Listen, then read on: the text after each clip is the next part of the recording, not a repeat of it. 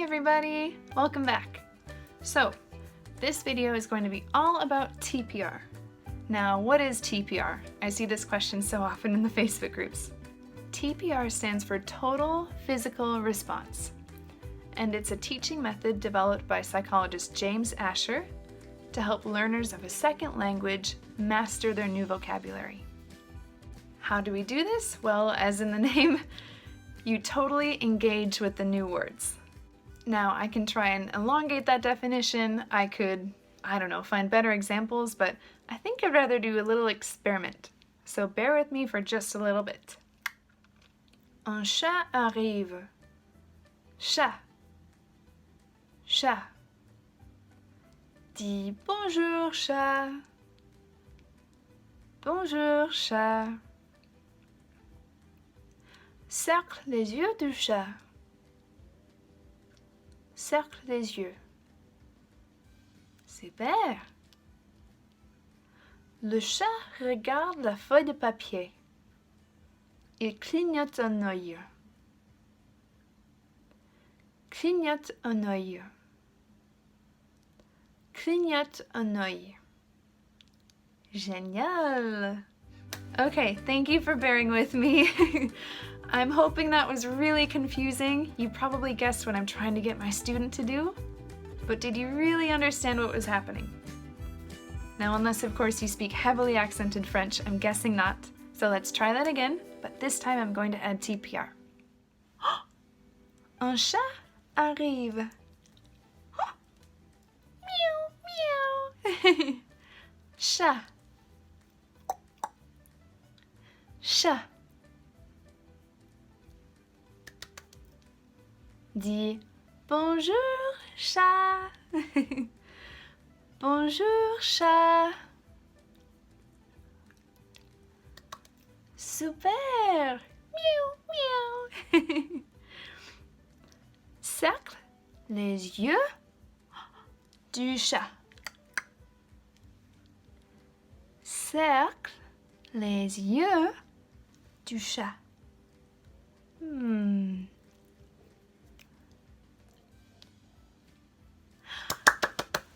Super! Le chat regarde le papier. Il clignote un œil. Clignote un œil.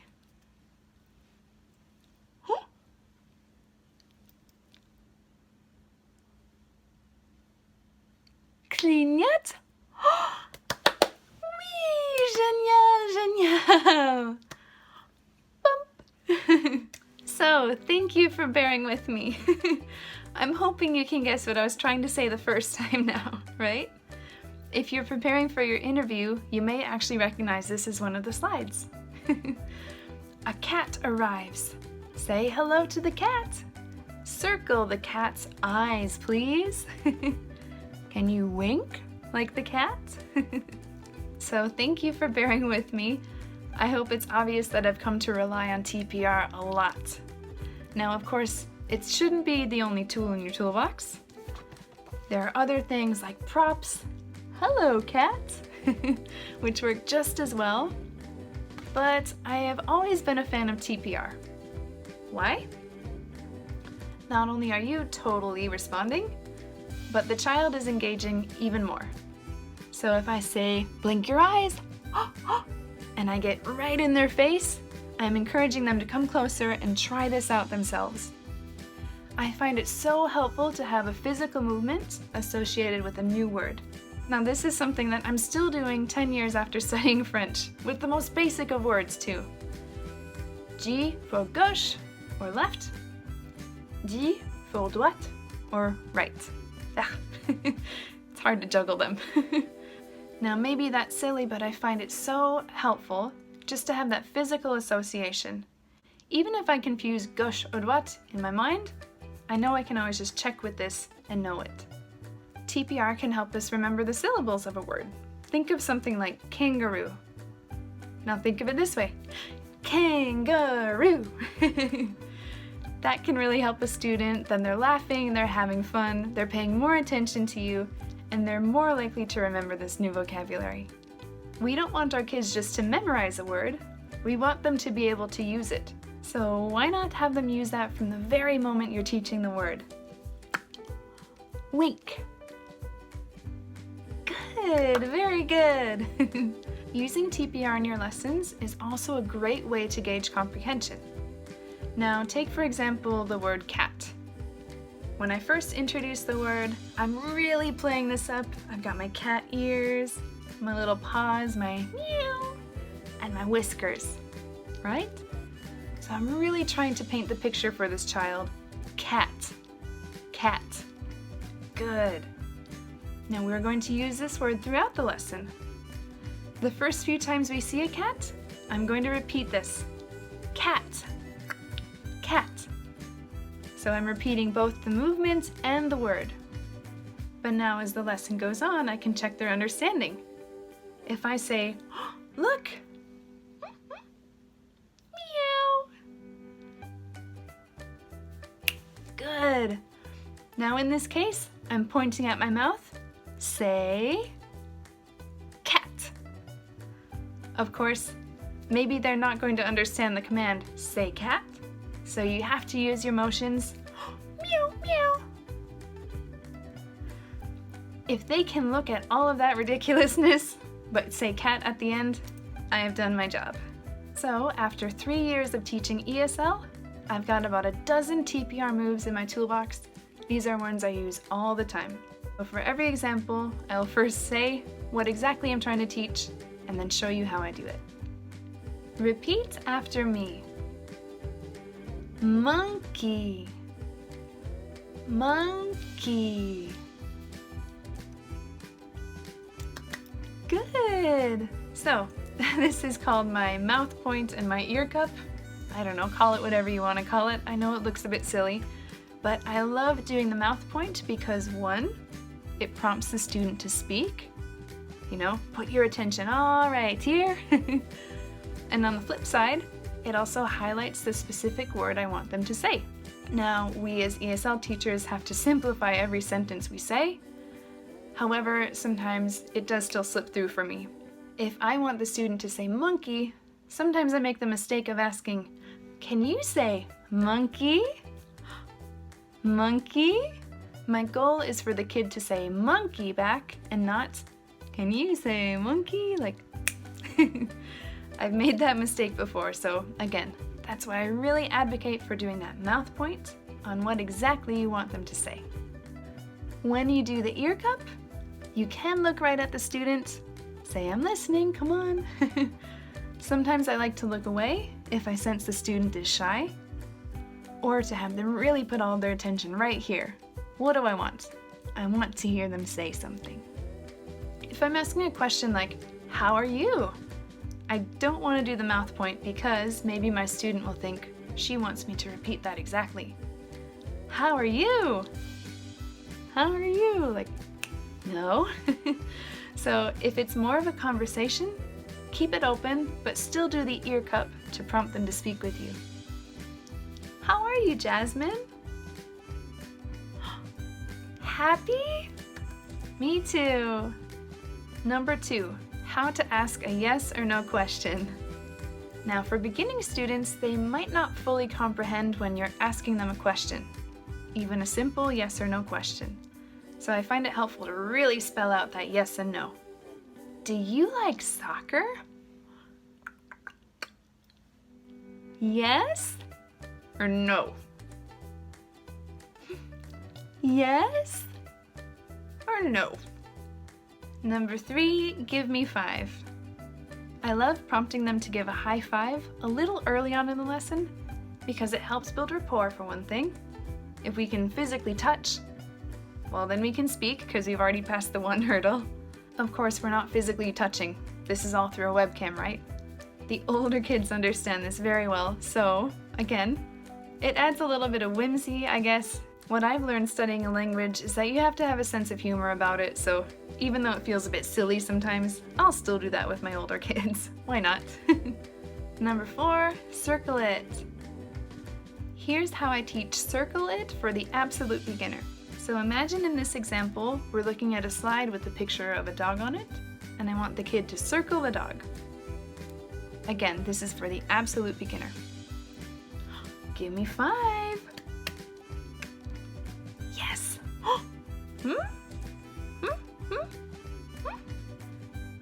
Bump. Good, good. I'm pointing down on the screen at the picture. Circle. Circle. Dog. Woof, woof. Circle. Dog. Woof, woof. Very good. Sometimes I like to combine props if they're not quite getting it. Usually I have a whiteboard marker handy. So I'll mime writing and then circle. Now if they're really not getting it, either they don't know to touch, because sometimes they'll just sit there and circle the air like, ah. I'll take my whiteboard and I'll just go touch, touch, and really touch it hard to make that sound. Or I might just quickly draw a picture of a dog and use my finger. Circle the dog. Again, you're motioning to the one you actually want them to go with. Circle the dog. Now, when I draw my circles on the screen, I like to do a dotted line. This shows the kids that it's a process and not just this instantaneous thing, right? I'm not magic. I can't just go poof and make a circle appear.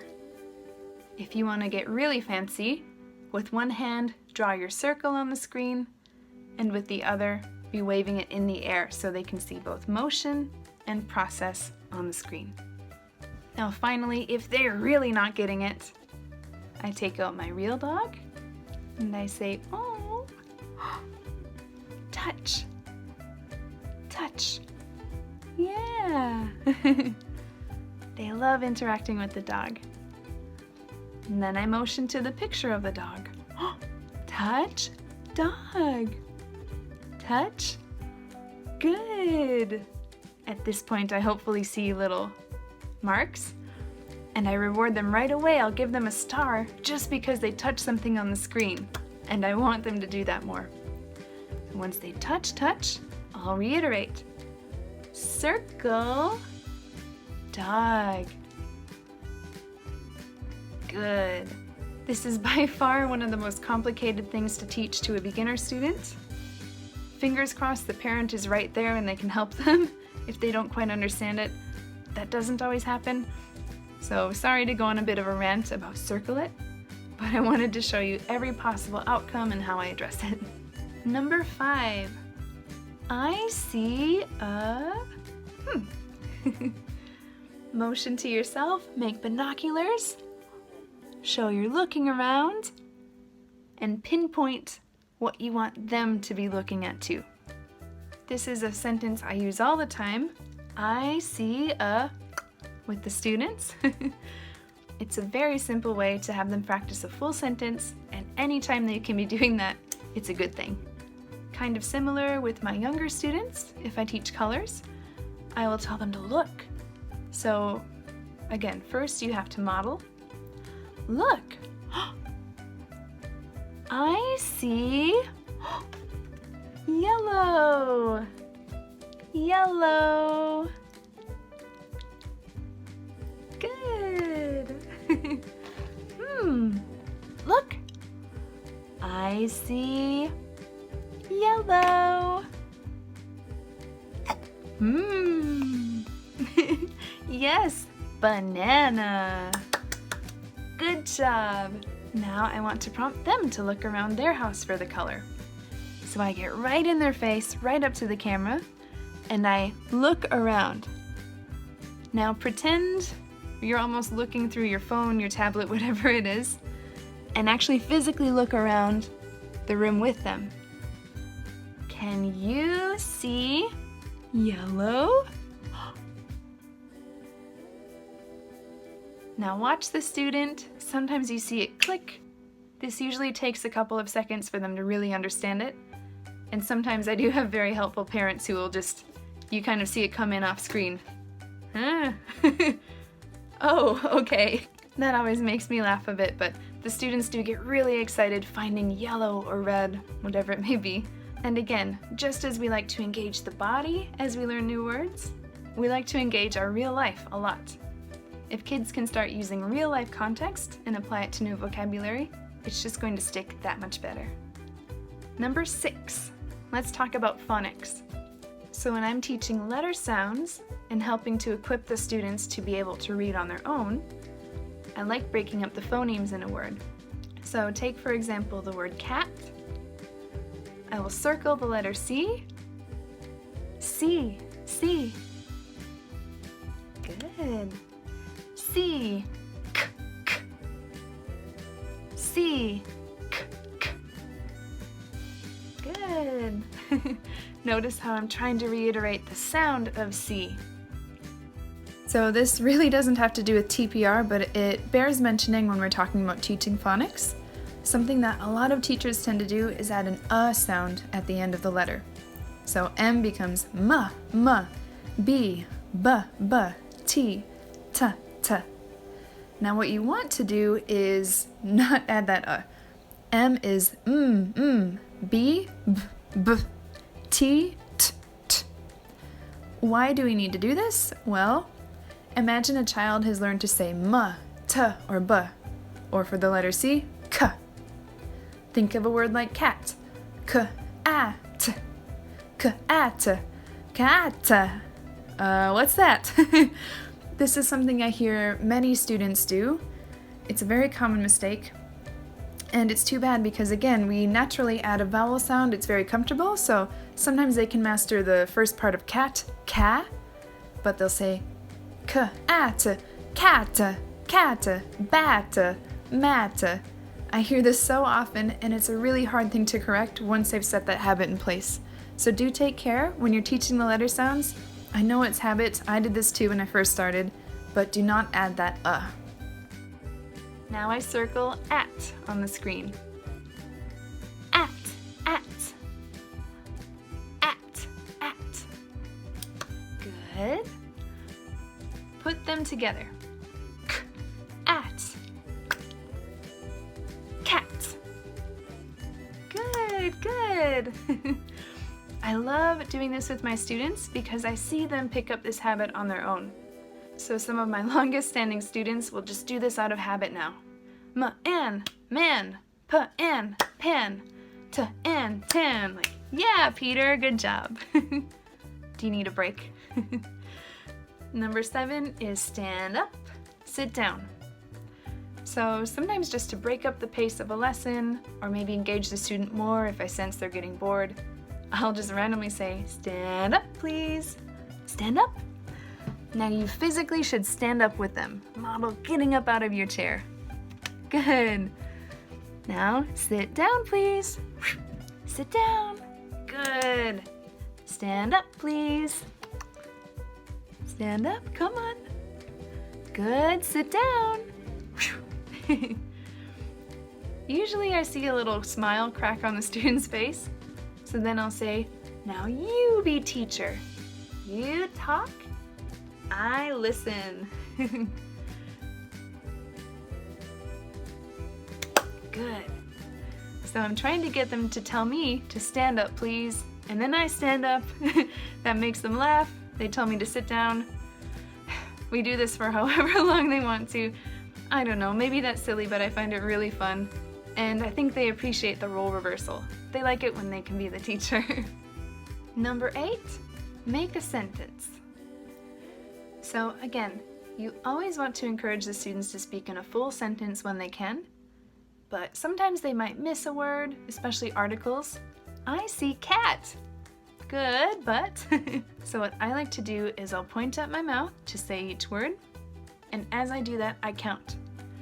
I see a cat.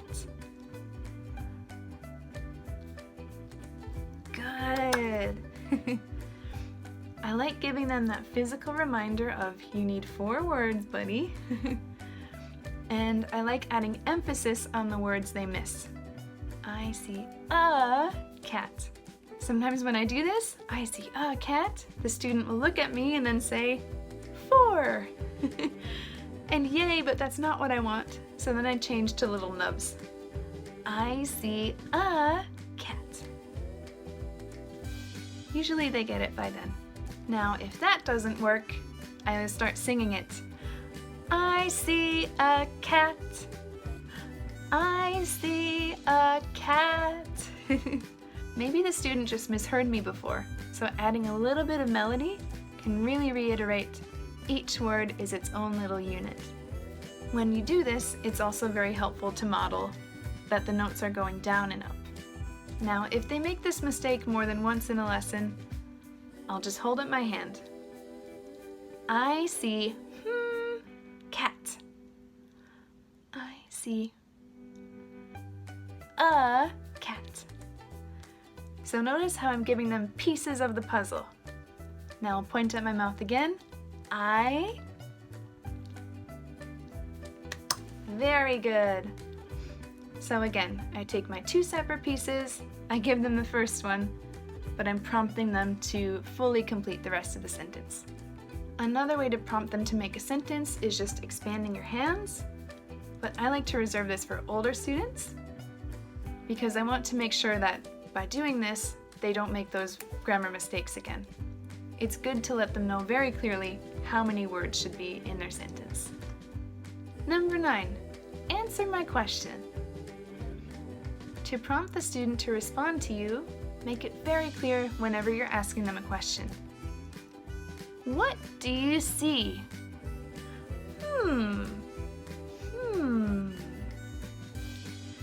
To be honest, I don't use this one as often for full sentences like that. I do this a lot with younger students. Maybe I'll just circle the cat later in the lesson.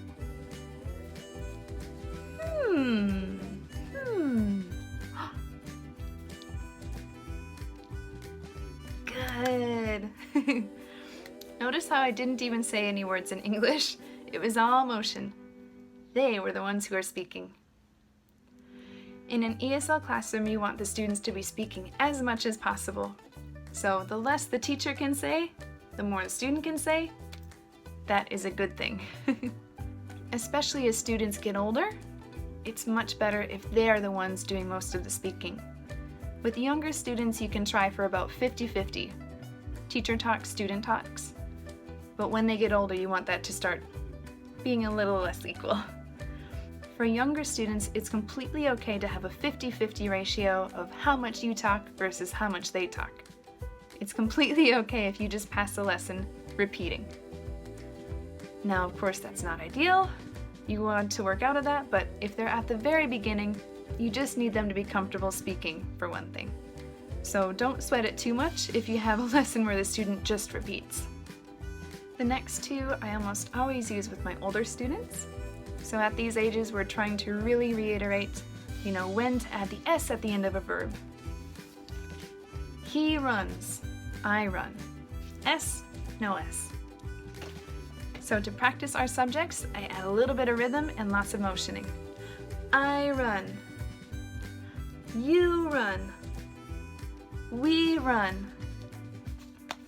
Here's why you need props. They run. He runs. She runs. It runs. Very good. I might even just cut that down. He runs. She runs. They run. Number 11, always encourage your students. Remember that older students, while they may have a higher level, may be feeling just as shy, just as insecure about their level. So I want to let them know they should try again. I want them to struggle a little bit to figure it out on their own. If I just answer for them, they're not going to be able to redo that. Let's pretend my student is saying, "The goats lives on the mountain." I want them to change that verb up So I'll say, so close, so close. Try again.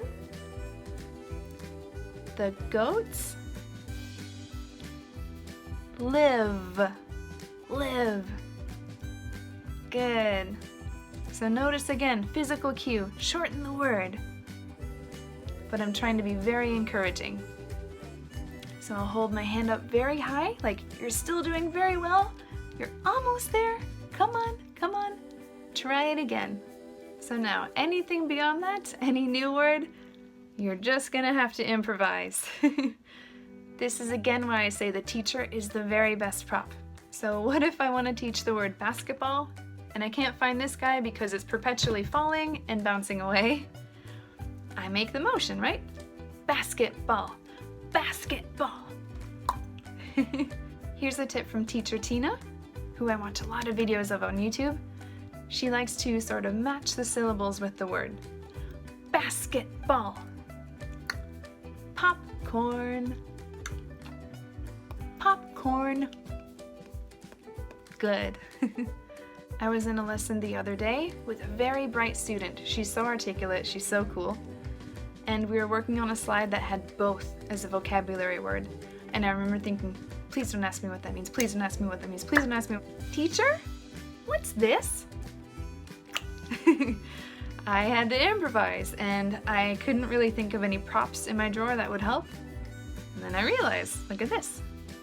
So I got really close and I said, one eye, one eye, both eyes.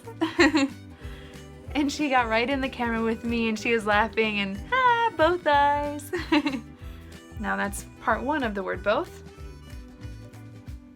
Not both, both, not both, not both, nah. Then I quizzed her. Both? Mm-hmm. Both? Good, Candy. Good job. So a couple of things to keep in mind. If you're like me and are teaching in this tiny little corner, be wary of how much movement you're actually making and keep it all student focused, right? We're focusing in on this tiny little camera, so try and keep your movement square within the frame. It's also very helpful to lean into the camera, especially when you're trying to get them to repeat or watch your pronunciation of something, or they're following that sentence structure. Hey, you made a mistake. Let's really focus in. I see a cat. A cat. Good. A couple others I use quite often. How old are you? How old are you? If they don't understand the question, I sing it. How old are you? How old are you? That makes them smile. Usually they recognize the song and they get what I'm hinting at. Where do you live? You may need a prop for this one. I like to take out my little globe and spin it. Where do you live? Where do you live? I'll flip it around to China. China. I live in China. Quiz them. China. I. Good. If we're teaching feelings, I'll say, how are you? Happy? Angry? Sad? This is gonna sound terrible, but the students always laugh at me when I look really sad like that. To get vengeance on them, I'll say, give me a sad high five. Now notice we are both engaging. Now they're sad, but they're laughing at the same time. Angry high five is also super fun. Then I'll always shift it. Happy high five. Yeah, here's a star. My last bonus one for you. Prepositions are super hard in a new language. These are words like under, over, above, below, in front of, behind, that sort of thing. So these are really easy to confuse because they're linked to something else, right? This pencil is on my hand. This pencil is under my hand. Whoops. This pencil is under the frame. So if they're trying to learn this word, they might be messing up this as well. So I always like to model those prepositions. When I was teaching abroad in France for 2 years, we would make this a game. So I'd tell the students to put out their hands, and then make a fist, and then we would just repeat for a while. Over, under, next to, next to. Do this for a little while, and then stop saying the words.